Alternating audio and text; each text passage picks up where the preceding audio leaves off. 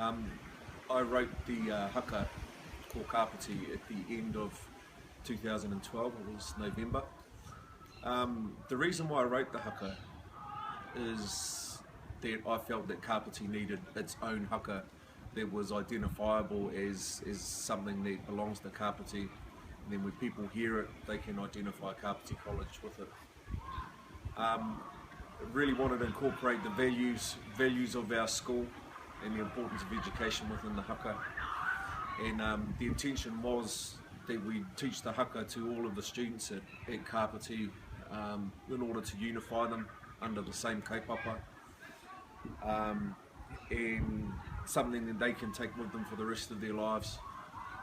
So that's basically why I wrote the haka, and I've got to put in here that though I did the words, Dana Davis and Te Aniwa Black created the actions, which I'm very, very appreciative.